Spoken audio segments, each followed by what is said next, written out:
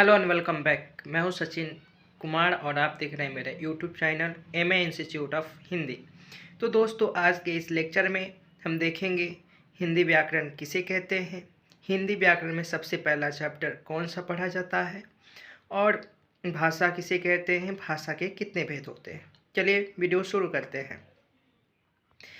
जिस विधा से हमें शुद्ध लिखना, शुद्ध पढ़ना, शुद्ध समझ में आ जाए उसे हिंदी व्याकरण कहते हैं। फिर से रिपीट कर रहा हूँ, नोट कर लीजिएगा। जिस विधा से हमें शुद्ध लिखना, शुद्ध पढ़ना और शुद्ध समझ में आ जाए उसे हिंदी व्याकरण कहते हैं। हिंदी व्याकरण में पहला चैप्टर हमारा भाषा होता है।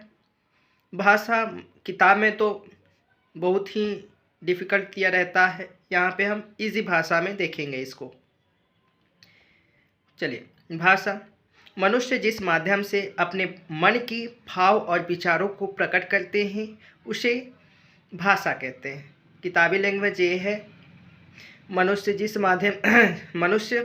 अपने मन के भाव और विचारों को लिखकर, बोलकर प्रकट करता है। ये हमारा जो है किताबी लैंग्वेज है, इस पर ध्यान नहीं देना है।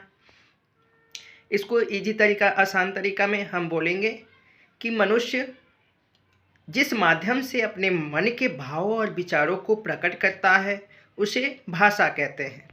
भाषा के मुख्य रूप से दो भेद होते हैं, पहला लिखित भाषा और दूसरा सांकेतिक भाषा। पहला हमारा भाषा का पहला भेद लिखित और दूसरा होता है मौखिक। लिखित मीन्स लिखकर और मौखिक मीन्स बोलकर। तो मौखिक हम देखेंगे कि मौखिक मीन्स मुँह के द्वारा और लिखित मीन्स लिख के। तो मनुष्य अपने मन के भाव और विचारों को क्या करे, लिख कर प्रकट करे। मनुष्य अपने मन के भाव और विचारों को क्या करे, लिख कर प्रकट करे, उसे लिखित भाषा कहते हैं। उसी में हमारा आ जाता है लिखित भाषा हो गया।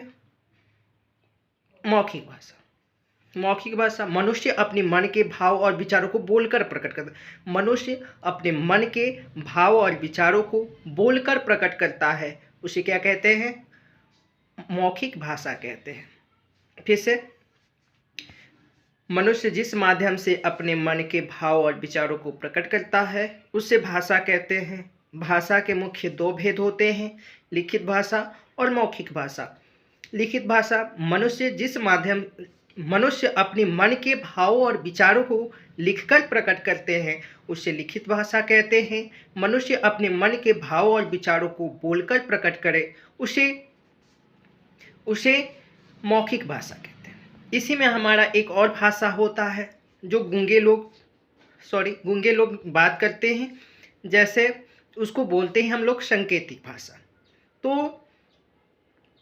तो जिस मनुष्य अपने मन के भाव और विचारों को संकेतों के द्वारा प्रकट करे। फिर से, मनुष्य अपने मन के भाव और विचारों को किसके द्वारा, संकेतों के द्वारा। जैसे कोई गूंगा व्यक्ति जाएगा दुकान पे तो बोल नहीं सकता, तो वो संकेत के ही द्वारा क्या करेगा, अपने मन के भाव और विचारों को प्रकट करेगा। तो इसलिए इसको सांकेतिक, ये भाषा के मुख्य रूप में नहीं है, ये मुख्य रूप से दो ही भाषा के भेद है। ठीक है।